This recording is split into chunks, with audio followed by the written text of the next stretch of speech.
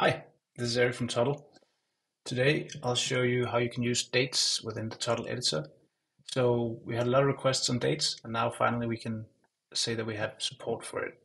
Um, so I picked up the weather template and I added a few additional information here. So sunrise, sunset, and current time, which I'll try and fill out now.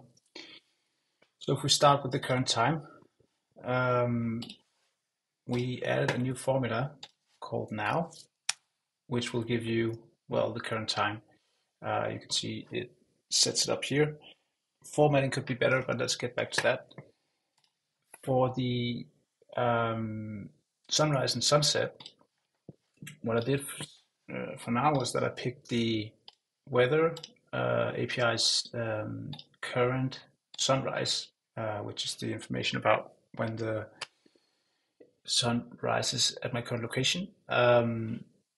But this is not really a date, right? So what we need to do is turn this into a date, and this one is actually seconds since 1970.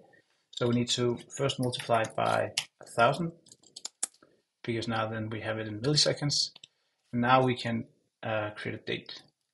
So we created two formulas: one to create a date from a string, but also from a timestamp. So you can see now we do have a date, but again the formatting is not great. So we added another one called format date, which takes the date as an argument, and then it has two optional arguments. So as you can see right now, it just picks the date, which is the default. I could also change the locale if I want to have it in English locale.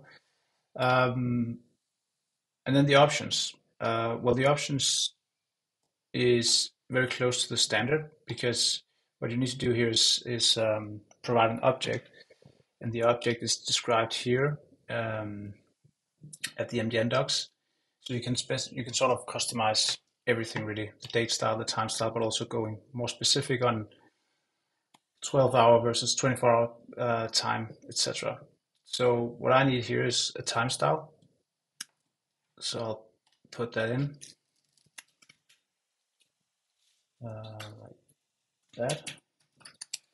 And now you can see it has 4:28 a.m. And the AM is due to the locale. Yeah, so that's it. That's how you can work with dates in Toddle. Thanks for watching.